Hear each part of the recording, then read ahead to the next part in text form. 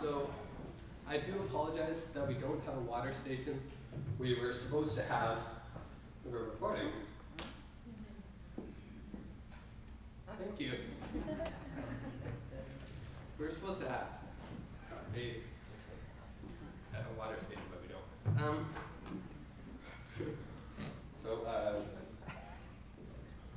I did this last night. It was about 2 a.m. working on this. So welcome to the SHOAL Center. We want to thank the Victoria Sea Bank, who has had me sponsoring. Yes. That's kind of fun.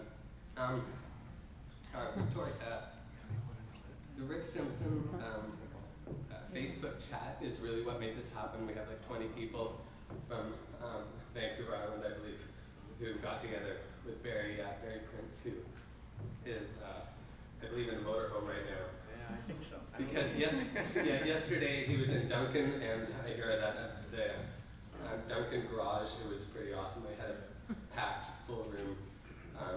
They had 2 events at 2 o'clock and at 7. So it was pretty awesome.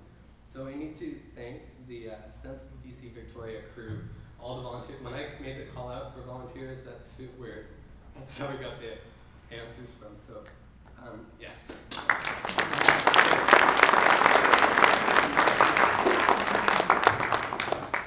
Is Corey Yelland? Corey Yelland, hi. We need to thank Amanda Lowe from Nanaimo, who made the connection that sort of pushed me to get the booking to this space. When they called me, yes. Amanda, so she's probably watching online if she's not here, right here. And Debbie Newhook, is Debbie Newhook here? Yes, hi, I'm going to meet you. I didn't even see you, but we've been chatting, and she's the one who's been organizing the Nanaimo event and the Facebook discussion group, making sure everyone is in place, and for the rest of the tour, actually. So this is the Phoenix Tears Foundation is Rick's cause, so the donations from the payment for the event will go to the Phoenix Tears Foundation. So that is to sponsor the event. And then Rick has his ebook available to purchase. This is all in mixed order, sorry. House rules, obviously no smoking.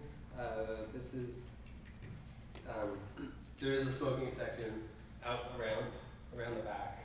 Some people probably found it. There's benches there. So we are in a seniors home. The event ends at, so someone will need to watch the clock. The event ends at 9, and we do need to be out of here by 9:30. The janitor does come in at 10, so we want to be there. The Tim Hortons down the street I've notified them that we do have space, or that a bunch of people will be there. I hope Dr. Neil McKinney, who's in the room, and whoever can be there will be able to be there for the smaller chat after the question and answer session. So exits are there, and there's exits there, and there, and there. So 4. So we are live streaming it right now. I believe the Facebook event is broadcasting it, and it's been posted. So if you can tweet and share the link, more people will be able to see this right now. I did try to get the Google Plus Hangout happening, but the Wi-Fi, it's not as strong as we'd like. But we do have Ustream recording. We do have it recording. So it's going to be edited, and it'll be beautiful after. So the vibrators, cell phones, we just need to put them on vibrators. Okay. Well, they're more fun that way. Exactly. Thank you. And the Eventbrite, it's great to see the crowd that there is spaces. So, but we did have sold out tickets, and it was beautiful. The less work for promoting.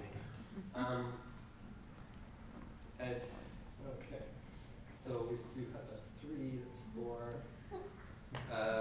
after the event, I'll be sending out a little email of comments. I'm doing a little survey monkey. And on the Facebook event, feel free to ask questions that didn't get answered tonight, because the next events throughout Rick's tour, we'll try to get those questions answered, and other people who may have been to other events will be able to comment there. The network of organizers is solid from our Facebook discussion, so if people do have pressing questions, we want to get them answered. So my plan, if SHOAL Center is happy with your plan, is to do an event in October. I'm very happy with the turnout here. I think in October we can do a panel discussion and really get into the fine details, because Rick will talk about these important stuff, but there's a lot of information, and people new to the concept, it's a big learning curve. So with that, I do have, over to my left to right, as a bit of information there. I guess towards the end of the event, you'll be able to see bits of information put out there.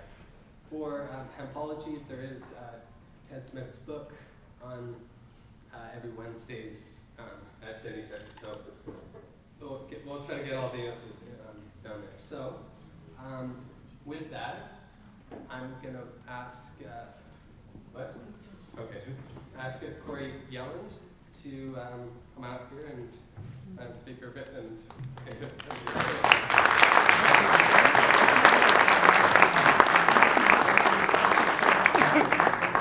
don't think you can do this.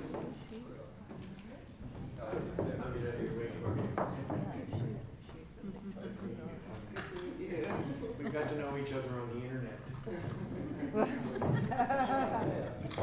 Good evening, ladies and gentlemen. My name is Corey Yelland. Welcome to the SHOAL Center.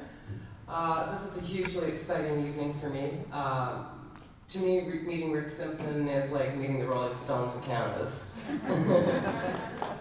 In July of 2011, I was diagnosed with anal canal cancer, and I was given 2 to 4 months to live, 6 on the outside if I didn't have radiation. My sister sent me Run From the Cure. If anybody hasn't seen that video, it's on YouTube, and I really strongly encourage you to see it. That video features Rick Simpson, and it shows how to make cannabis oil and all the disease conditions that this can treat. A year ago, I was confirmed cancer-free. I did no other treatment but cannabis oil.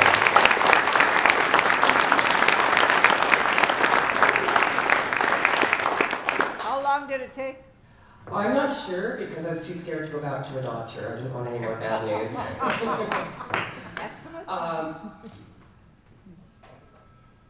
What was I going to say here? That just totally put me off track.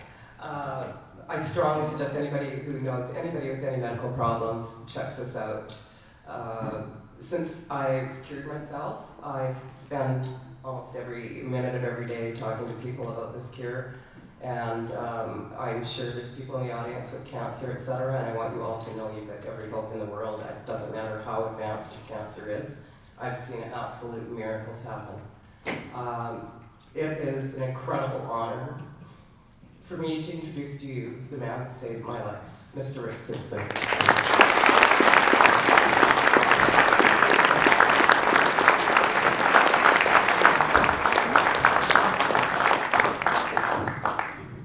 Well, good evening, everyone. Just one sec, I gotta get set up here. See if I go work or not. There was only one little problem with what the gentleman said earlier. The funding that comes from this event tonight is actually going to go in my pocket because I have to go back to Europe. And I've got meetings with governments over there that might be a bit more friendly. So I'm going to need some extra funding to make the trips and things. So that's where the money will be going. But I do completely support the Phoenix Tears Foundation. They're doing great work. This sounds a little bit off. Wait a second here. A little bit of echo. Okay, a little bit better? All right, well, I guess we all know why we're here.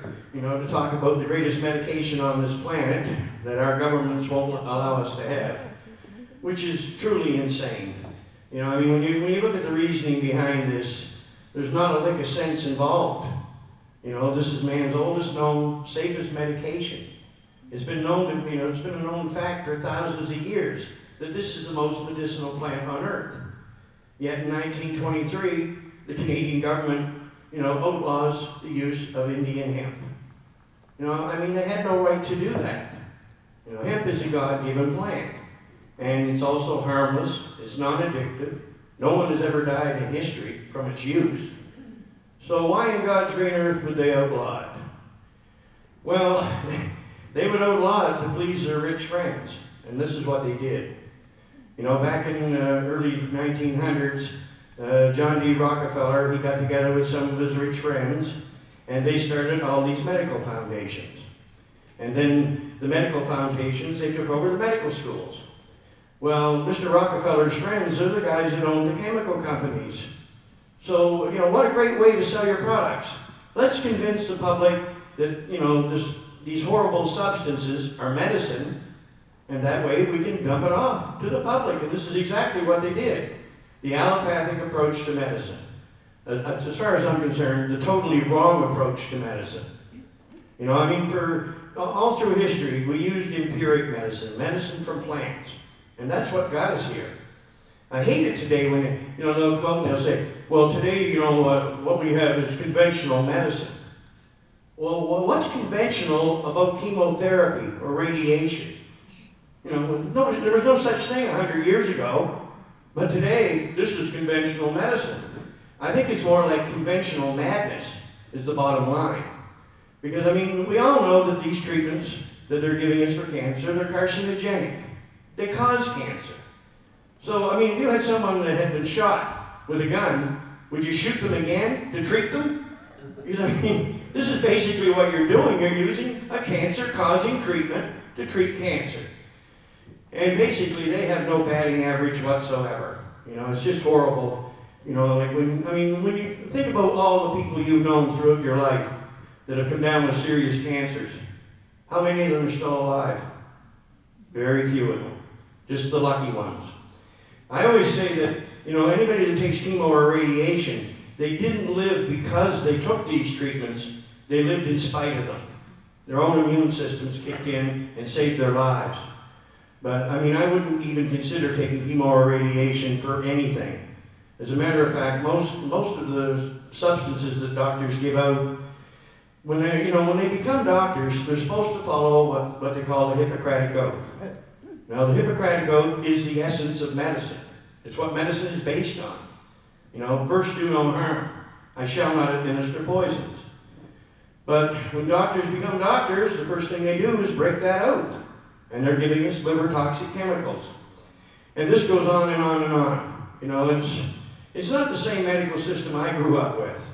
Years ago, if you got sick, I mean, back in the 50s, 1960s, you go to the doctor, he would give you a prescription. A month later, you'd be done, and you'd be well again. But today, in most cases, you go to the doctor, and he puts you on one medication. Then he puts you on another one. And it just continues on and on. And, they're literally killing people to death. But one of my greatest concerns today is really what they're doing to our children. They try to tell us that cannabis cannot be used with children. It can affect their learning abilities. Well, I mean, Melanie Greer, she did a study back in the 1980s, and she traveled around the world to find where the healthiest babies on this planet were born. Now, she found that the healthiest babies on Earth are born to mothers who smoke or use hemp a great deal down in Jamaica. So if a baby is not harmed in the developmental stages when they're in the womb from the mother's use of cannabis, then why would it harm a child at any age? There's no harm factor involved with this medication. But yet, they'll give our children Ritalin and all these other horrible drugs. And they don't know what effect that's going to have on those children, as time goes by. That's okay, feed the children poison, but don't give them anything that could actually help them. I mean, if I had a child that had what they call attention deficit disorder, I would put the child on oil. I wouldn't even think about using Ritalin. And, you know, when we see these movies like Bowling for Columbine, you know, where the children went into the school and shot their classmates. Well, what they don't talk about is what were those children on? They were on drugs. You know, this is what caused all this, but they don't talk about this. So, you know, the rich have done basically everything they could, you know, to keep us enslaved. I mean, years ago, basically what they did, they went in and they took over the political parties, you know, with the corruption, and then the parties started doing their bidding. Well, as soon as that started, the public didn't have anybody to represent them. And it just got worse and worse, you know, until we're at the stage we are today. And, you know, in the world we're living in, it's becoming more and more toxic every day. You know, Fukushima, the Gulf oil spill, all these horrible things that go on every day. You know, these insults to Mother Earth. Well, none of us are designed to live in a toxic environment.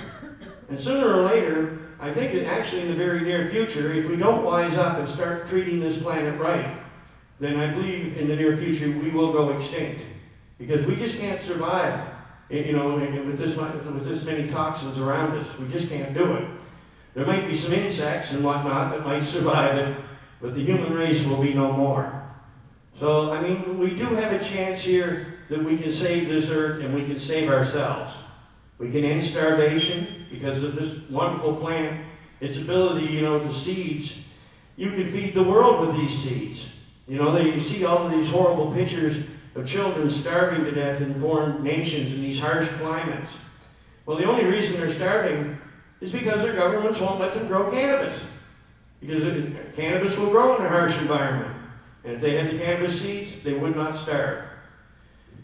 And the other thing, like, you know, energy. You know, today, with the new enzyme processes they have, 1 acre of cannabis can produce 1,800 gallons of ethanol. Now, 1,800 gallons, that's enough to run your car, heat your home, and have a few hundred gallons left over. That would make you energy independent. But the government doesn't want that, do they? Because the rich friends want to keep you buying their gasoline. This is what it's all about.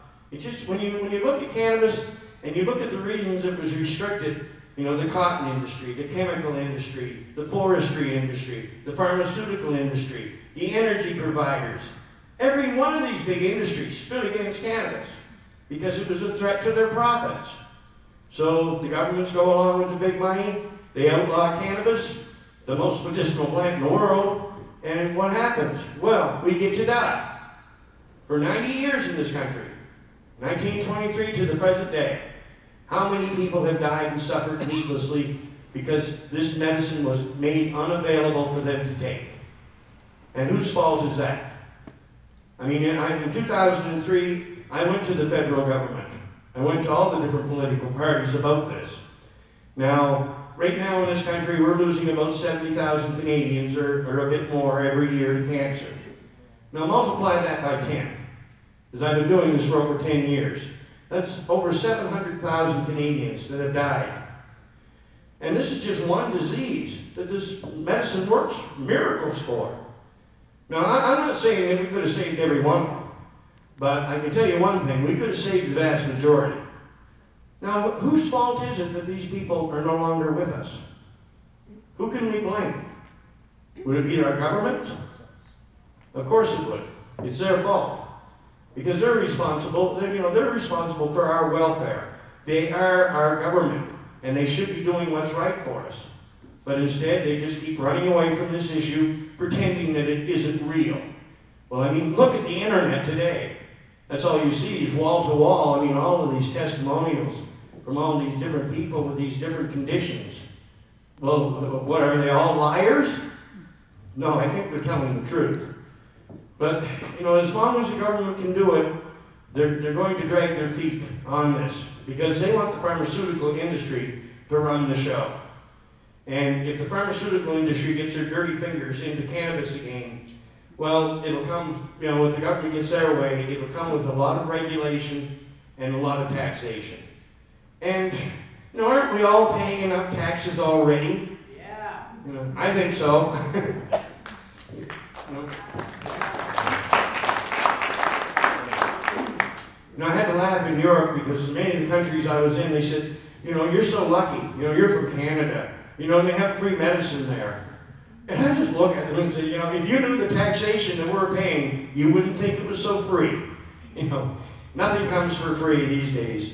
And when you look at all these big fancy hospitals and the big salaries, well, that's coming out of our pockets. We're the ones paying for it.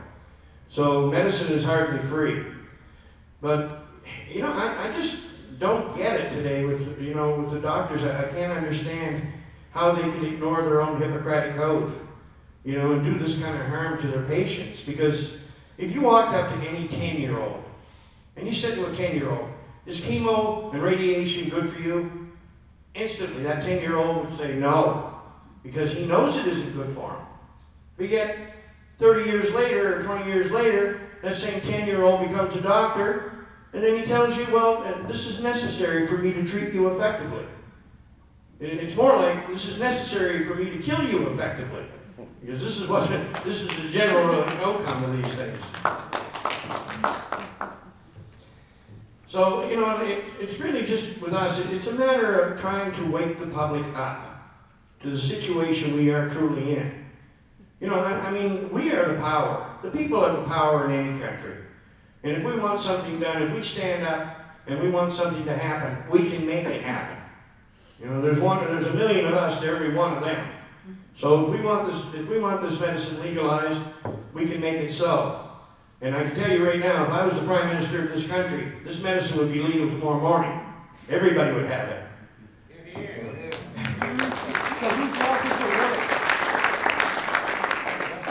Well, today, you know, it's essential for, as far as I'm concerned, for every man, woman, and child on this planet to be taking small doses of this oil every day, just to maintain good health.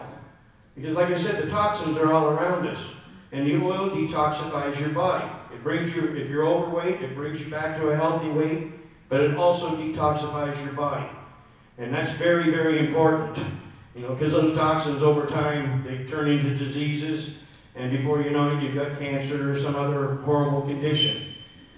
But, you know, the word uncurable, I've heard that so many times through the medical, I mean, I worked in a hospital for 25 years myself, you know, and they had people with all these different conditions. Well, that's incurable, that's incurable. Well, the word incurable doesn't mean much when you're working with high-quality oil.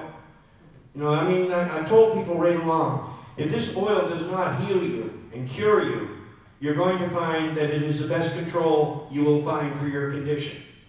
And I've seen that over and over again. And I've challenged the medical system. If you've got anything for any disease that works better than this, show it to me. They won't do it because they don't have it. You know, and they've been telling us, you know, from the time I was a child, we need preventative medicine. Well, here it is, but they don't want it because it's going to rain on their little parade. But like I said, you know, this world belongs to us, and we have to take control of our own destiny. Because the people that we have put in charge, the authorities that we currently have, they're not going to do anything for us. I think they've proved that over and over again. I mean, I'm 63 years old now. I can't remember how many elections. I've never seen a politician yet keep a promise. Have any of you? No. So why, isn't that the definition of insanity, when you keep doing the same thing over again and expecting a different result? Because this is what this is. It is insanity. They're not going to help us. So it's left to us to help ourselves. You know, we're the ones. We have to get off our Chesterfields. We, you know, get together with like-minded people, discuss this, bring more and more people, you know, into your groups, and very soon we'll have enough people that we can overwhelm them. You know, what I tell people, like, is, you know, if someone is being charged, like a medicinal user is being charged, don't just sit home and say, well, you know, that's too bad, I support them. Go to the courthouse. Surround the courthouse. Let them know how your displeasure over what they're doing. I mean, no court has the right to take a medicine away from a patient, for God's sakes. You know, and right under, if you look at the laws, now as I understand it, laws are supposed to be based on the King James Bible. And under God's law, growing hemp is not a crime. And under common law, it's not a crime either. But if you understand what laws are about, it's written that no law shall supersede God's law. Well, all these courts that we have today, they're superseding God's laws. Because they're bringing us into these courts and they're charging us with crimes that in reality are not truly crimes at all. So, justice or laws are supposed to be based on the harm factor. Now, if something is causing a great deal of harm, well, fine, put a law against it. That makes sense. But in 1923, when the Canadian government put the law in place against this plant, well, there must have been a terrible problem with cannabis. There must have been people smoking it and harming themselves. No, there wasn't. As a matter of fact, it was 14 years later, in 1937, before the first charge was ever laid in Canada. So that tells you right there. There was no cannabis problem in 1923. It was all done, with the use of corruption. And this is something, I know a conversation I had one night with Jack Hare. Jack called me and he was talking about the initiatives they had planned for California. And Jack had his own set of initiatives. And of course, about a half an hour into it, Jack said to me, he said, "Rick, what do you think of these initiatives?" And I said, "Well, Jack, if it was me, I would just throw them in a trash can." And he said, "Well, what does that mean?" I said, "Well, Jack, both you and I know that any law, act, statute, whatever restriction they ever put in place against this plant, they put them in place with the use of corruption. Now, in a democratic society, are we supposed to follow corrupted laws? Not in my book." And then you got outfits like Normal. They've been running around for 40 years trying to get cannabis legalized. Normal is mostly made up of lawyers. Of course, that figures. But after all these years, they still haven't got it legalized. So all of these legal eagles, in truth, they can't even get rid of a law that doesn't even exist. That's the situation. There's so many people that actually stand against, the free use of this medicine. Because if it was up to me, we should be growing cannabis the same as we do any other crop. A farm crop. Take 200-acre fields. One full of corn, one full of cannabis. What's a pound of corn worth? Practically nothing. Now, if you had 100 acres of cannabis, what would a pound of high-grade medicinal bud be worth? $5? It's just these laws that are causing all this, what they call crime, because they made it into an industry. And even the growers themselves actually stand against what I want to do, because, they would actually have to start working for a living. You'd have to grow a few acres to make a living. So, there's so many obstacles in the path of this, but it's the only thing that's right for the human race. This is our future. And it's not just our future, it's like our pets and livestock. Farmers all through the centuries, farmers always grew cannabis. They used to feed their livestock with the pressed hemp seed cake. It's some of the best animal feed in the world. And that's part of the reason why if you look at animals like rabbits and deer, they just love this stuff. Because in many cases, I think animals are a bit smarter when it comes to knowing what's good for them. And they love cannabis. And all animal life, all animals, they all have cannabinoid receptors. Like many times, I treated a good number of dogs. Now, often, I love working with animals because their metabolism is so much quicker than in humans. And usually within a week to a week and a half, we can cure a dog with terminal cancer. And, the oil knocks them down, but it doesn't hurt them. And the dog, really, they're so sensitive. I tried it one time with a dog that I had home. She was about 130-pound lab German Shepherd cross. Big, beautiful dog, very, very friendly. But, she was about 19 years old. So she was really getting wore down and tired. So my son said to me, he said, Susie's getting, pretty tired looking. I said, okay. I said, let's give her a dose of oil, or 2 doses of oil for 5 days, and let's see what happens. So, anyway, I gave her the first dose, And it was probably around a quarter or a third of a gram, good big dose. And so all of a sudden, down goes the dog. About 20 minutes later, she's laying there on the floor, you know, all happy. And well, that evening, I mean, after the effects wore off, that evening, I thought that she wouldn't take any more. I thought it would scare her. But as soon as I put it on my finger, over she comes, take it right off the finger, down she'd go again. So I did this for 5 days, twice a day. And on the 5th day, when I was done giving her the last treatment, that dog was running out over 100 yards to the road where I live. It's over 100 yards to the highway. That dog was running in and out that driveway just like it was a 1-year-old pup. I couldn't believe what I was seeing. And then one day, just for the hell of it, I had some, like I make a lot of oil, I used to make a lot of oil for skin conditions. You know, I make oil from the leaves and shake, and you can use that quite effectively for many skin conditions. So I had a little bit of this oil. So I took a little bit of it, put it on my finger, and I called Susie over, and she come over, and she put her nose down to it, but I swear to God, she gave me a dirty look.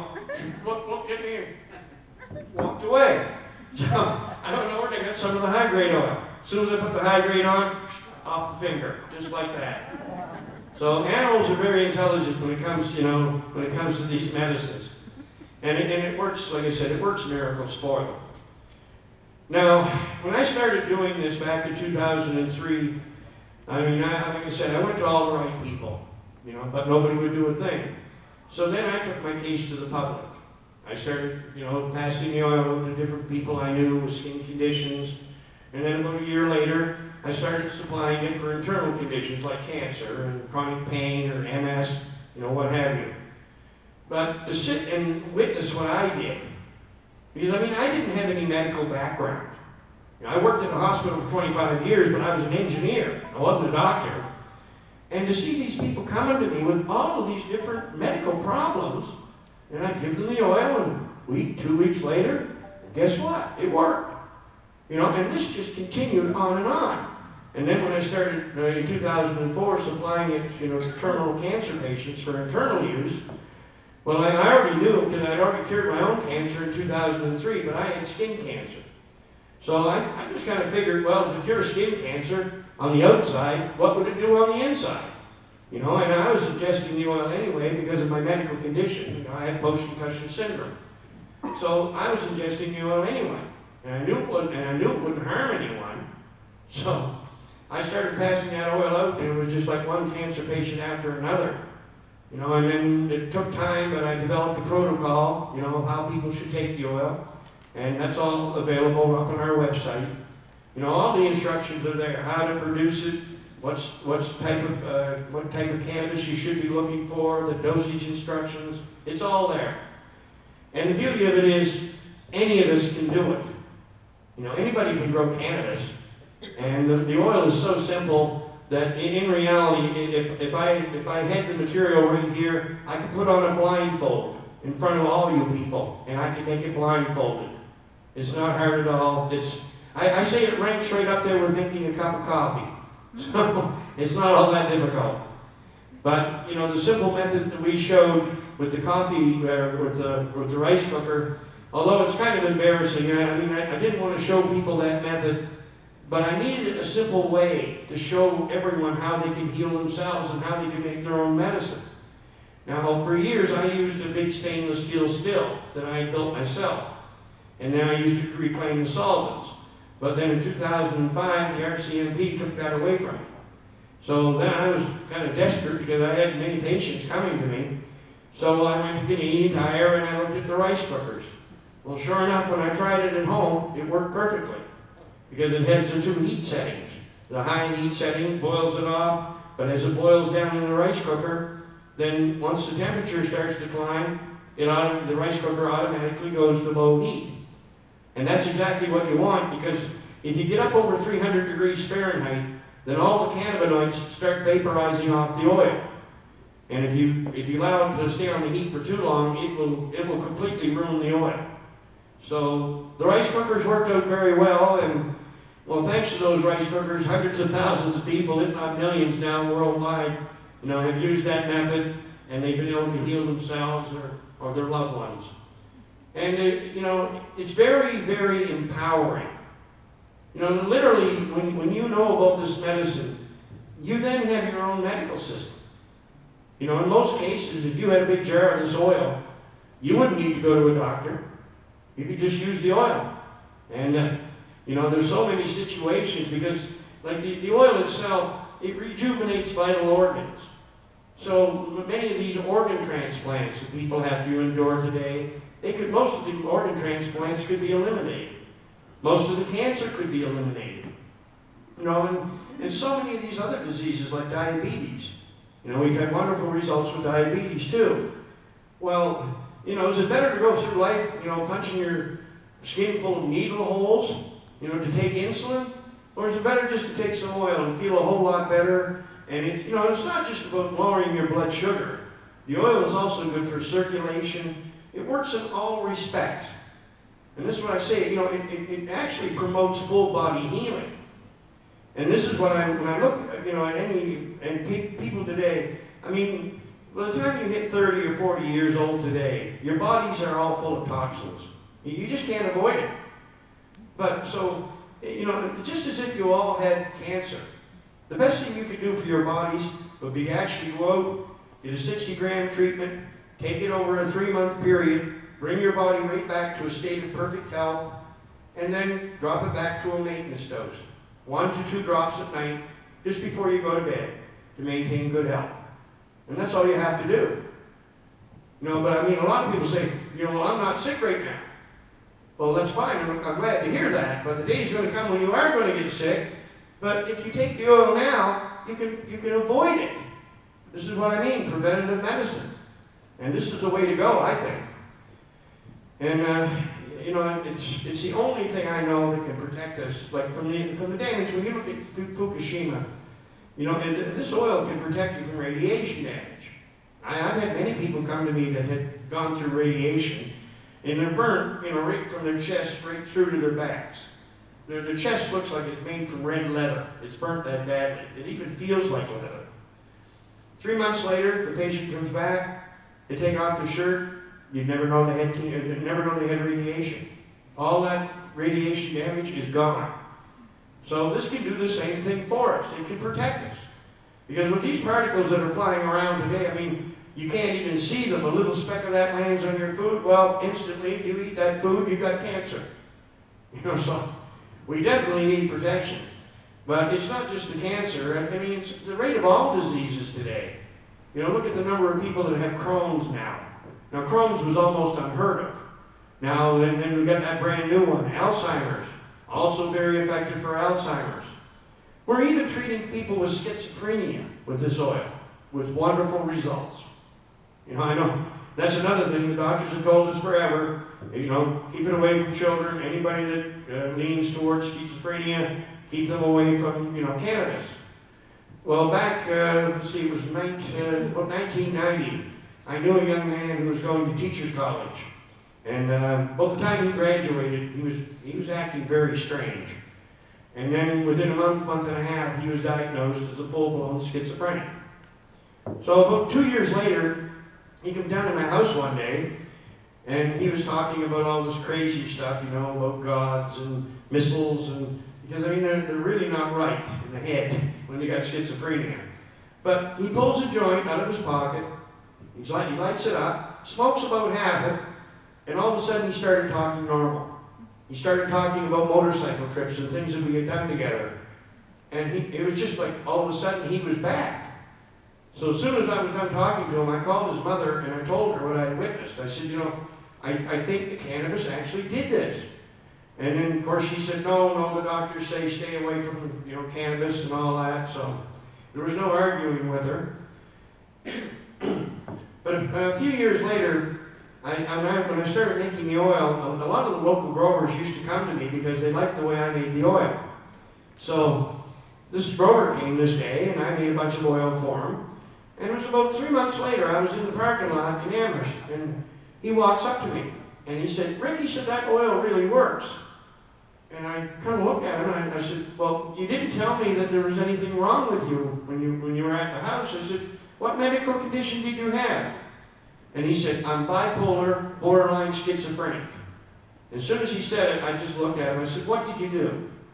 He said, I went home, I got the oil, I went home, I took all those pills, I threw them in the garbage. And he said, I went on the oil, he said, I'm now back to work and I'm feeling great. You see, the pineal gland controls our perception of reality. And when you take the oil, the pineal gland gets decalcified from the effects of the oil. And the pineal gland also actually produces the melatonin our bodies require. Now, melatonin is the greatest antioxidant on earth, and it travels to every cell in our bodies. Now, when you're young or you have young children, you've all seen how a child can sleep 10, 12 hours. You know, they just go to bed and it's just like they die. Well, the reason is because a child is full of melatonin. But what happens as you age, by the time you hit about 40, your body's hardly producing any melatonin at all. And then what happens is you get insomnia. You start having sleeping problems. And I mean, I know that because I went through it myself. You know, back before I got hurt, I was only sleeping about 4 hours a night. And I was getting out of bed the next morning more tired than when I went to bed. But as soon as I got on that oil, it was like, oh my God. You know, I started bouncing out of bed. You know, well rested. I felt good. You know, and it cured the arthritis in my knees. It did so many things for me. It's almost embarrassing because, I mean, when I first made the oil, it was about 1999. So I made the oil, but then I was afraid to take it. It sat there for 2 years. You know, I was still taking the pharmaceuticals, hoping to God it was going to help, and of course it didn't. But, I mean, I knew that smoking cannabis would help me some, and it was giving me more rest than any of the pharmaceuticals the doctors provided. But, you know, I've just taken a pound of cannabis and I've reduced it down to a concentrate. And with no medical background or nothing to go by, I mean, I was literally terrified to take this stuff. So, 2001, the medical system cut me loose anyway. They said, nothing more we can do for you. You're on your own. And of course, I asked for a prescription again, but they wouldn't give it to me. So, I went home and I started taking the oil. Well, I started with well, fairly small doses, but within a month I was up taking about 1/3 of a gram before I went to bed at night. And I was feeling much better. My thinking processes were clearing. It was helping me in so many different ways. But this one night, I got thinking, I said, well, what would happen if I took more? So I went out and I took well over 1/2 gram, probably closer to 3/4 of a gram of this oil. And I put it on my finger, popped it in my mouth, scraped it off my teeth, took a cold drink of water, and down it went. So about 45 minutes later, I'm getting this really tired feeling. So I get out and I get out of the bedroom and I get in bed. And I'm laying there, and about 10 minutes later, I started getting like a squamish feeling. Almost like I was going to become sick. So I said to myself, well, you better get up and go to the bathroom. But when I went to move, I was paralyzed. I couldn't move. I mean, I was laying there in bed, and I consciously said, lift your finger. I couldn't even lift my finger. You know, and then I was laying there thinking, you know, like, what did I do to myself? You know, because I didn't have the knowledge of what this medicine was about.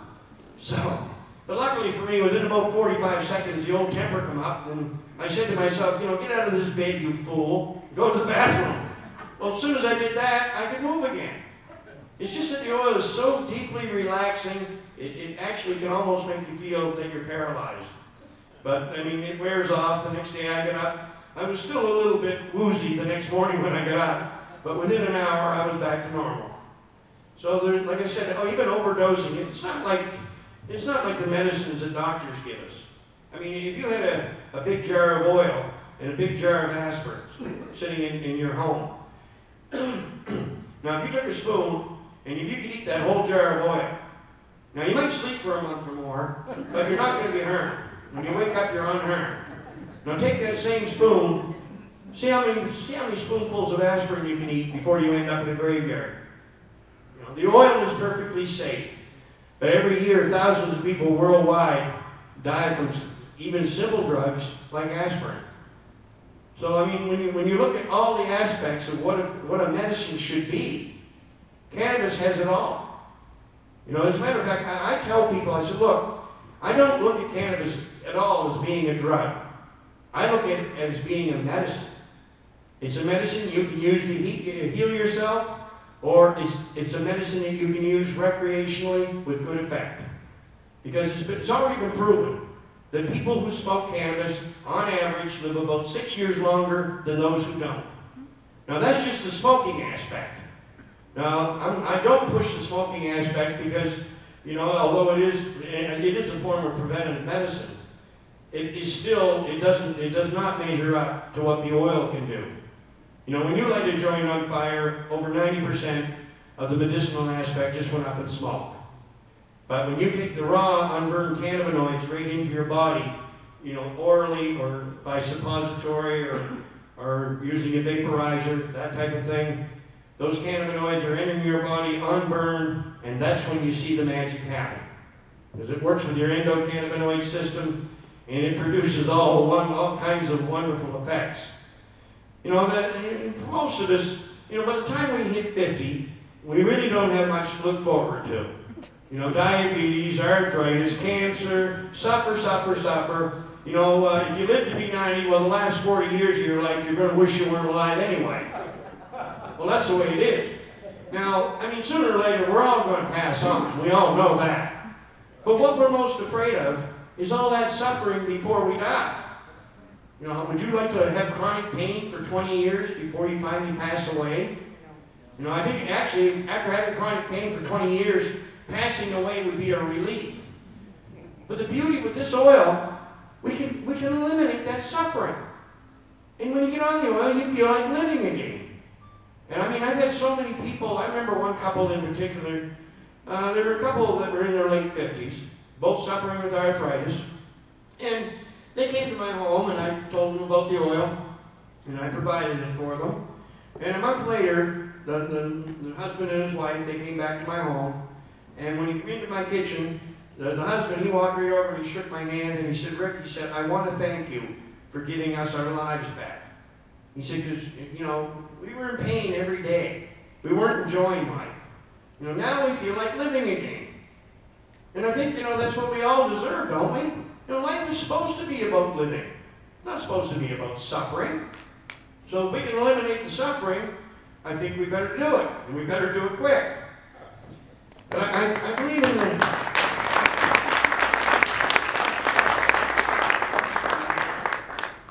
Always got to have my Pepsi. Oh, I mean, we're all addicted to something.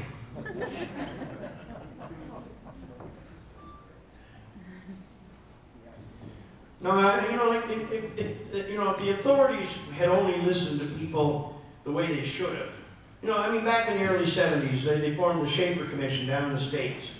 Now, the Schaefer Commission came right back and they told Richard Nixon, legalize that plant. Completely legalize it. And then the Schaefer Commission also told Nixon that it was their opinion that this plant should not be deemed to be a narcotic. And they also said that they felt that it belonged in a category by itself. And I would agree with that. I think the most medicinal plant on earth should belong in a category by itself. But what did Tricky Dicky do? Well, he turned right around and started the war on drugs. And most of that war was directed towards the eradication of the cannabis hemp plant. Now, I guess none of that should surprise any of us, because we all know how honest a man Mr. Nixon was after he was impeached. And as a matter of fact, I think they should just impeach them all, because they're all a bunch of crooks.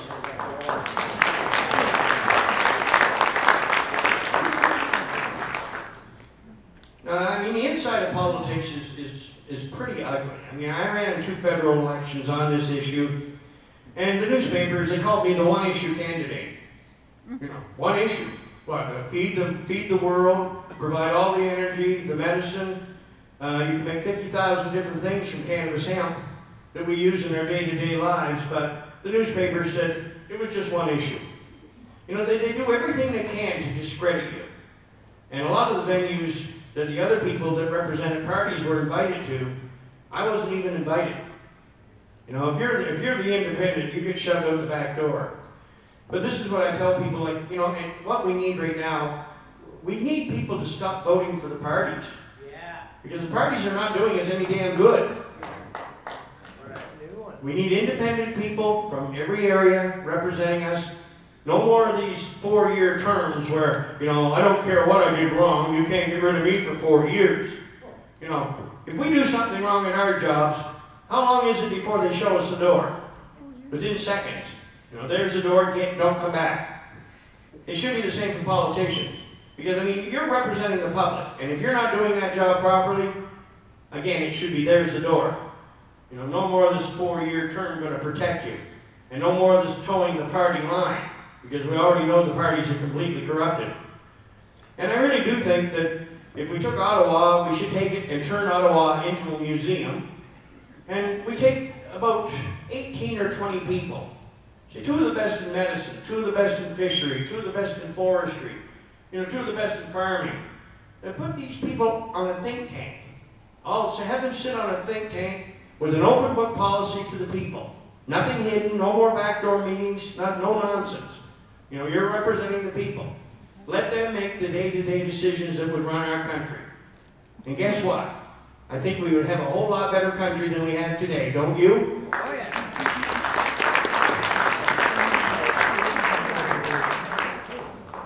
It really, I mean, it's all our faults that the world is the way it is because we've allowed it to become that way.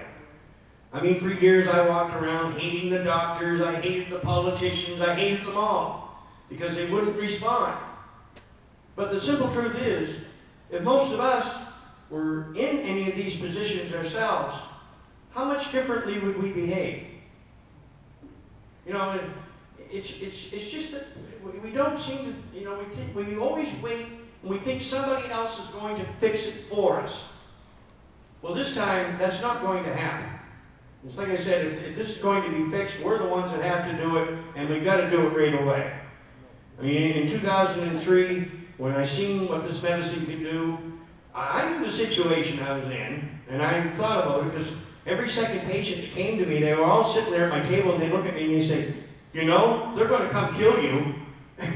And that makes you feel real good, you know. You're trying to help the patient by giving them the oil, and then they're telling you that the system's going to come kill you for doing it. So it's you know, there's a lot of different things going through my mind. But, you know, I have 3 grandchildren, and I wanted to see a future for them. And I realized if this medicine is not available, what future do they have? And at the time, I didn't even think that I was doing anything that special. I just figured, well, they've been making oil from this plant for decades. So I figured other people on the planet had to be doing the same. But a few months later, when I found out that basically I was the only one doing this, well, it was a little bit of a scary spot. But I was already in it too deep, and there's no going back. You know, you're left between what's right and what's wrong. And there's no damn gray area. You know, I did the right thing. I have no regrets. It's cost me my country. It's cost me my life. It cost me everything I ever had. But if I had to go back and do it all again tomorrow, I would do the same thing. Because it was the right thing to do. Here, here.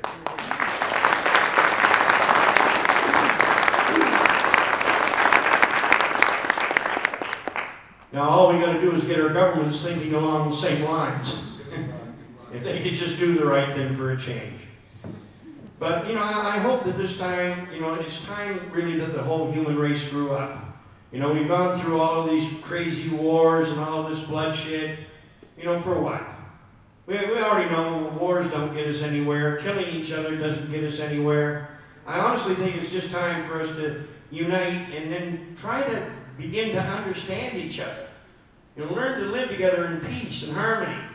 And start caring about, you know, your neighbors and even people in other countries.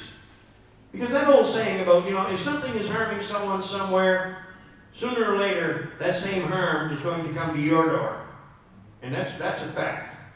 So if we would, you know, we become so self-centered in our lives that we all seem to think that the world revolves around us. Well, it doesn't. You know, we need to work together. I'm really a spiritual person. I'm not big on religion at all, but I think that we are all connected spiritually. And if we could just come together and make this world a better place, I think in no time, you know, we could start a new day for mankind, a completely new day. You know, no more, you know, ease the suffering of the people. You know, live in harmony, live in peace, and understand each other. And maybe, I would even say that I think it's really time for a world government, but not the New World Order variety. I'm totally against the New World Order.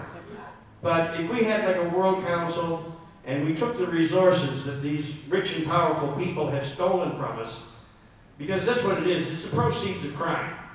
When you look at Rockefellers, Rothschilds, all those people, all those resources and all that money that they have, they stole it from all of us, is what they did. They used lies and deception to rob us.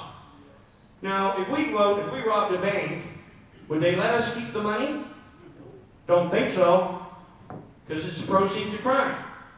So this is what I say we should do. We should take these rich types into a real common law court, make them admit their guilt, and then, I mean, I'm not saying to lock them up, although they are criminals, there's no question, but they're very sick-minded.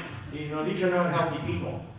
But I would say just send them home, let them live out the rest of their lives with a whole lot less than they had before, and put those resources and that funding in the hands of this World Council.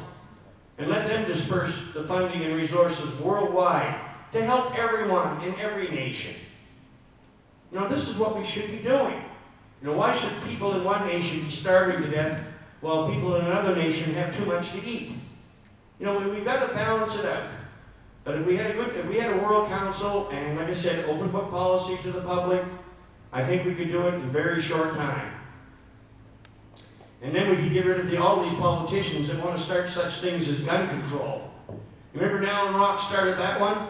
You know, we have to protect the Canadian people. We will have to put gun control in place. Well, I mean, I grew up with a loaded gun right in the damn corner.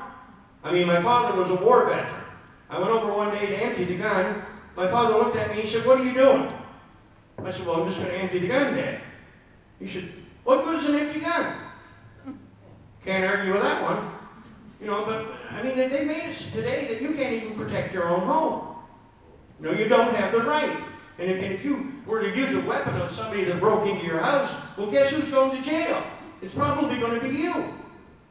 So to me, you know, the only reason that they're doing this gun control thing, it's not because it's a danger to us. What they're afraid of, they're afraid that we're going to wake up, and then we'll turn the guns on them. That's what they're afraid of.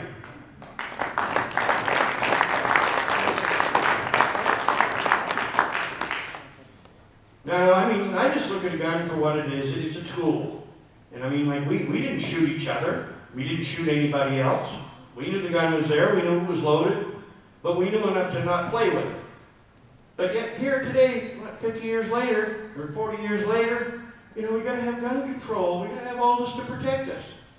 You know, like, the world that I grew up in, I mean, my God, you didn't even take the keys out of your car. You left them in your car. Nobody took your damn car. Same thing with your home. You didn't have to lock your house back in the 50s and 60s. Today, the minute we leave, well, we don't have everything locked down, we come back, everything's stolen. Why is that? Could it be all this drug abuse? All these people taking the pharmaceuticals, doing home invasions? Well, here's another use we could have for this oil. In no time, we could break all of these people of all these horrible addictions. Because I went all the time, you know, when I was treating people, I was taking patients off of the opiates, the hydromorphine, usually within a week to a week and a half, with very little withdrawal. They're back, they're off the opiates, they're not addicted anymore. Why don't we just take all these people, make the oil available, break their addictions, and maybe we can make them useful human beings again. Because today, all I see today on the streets is, you know, young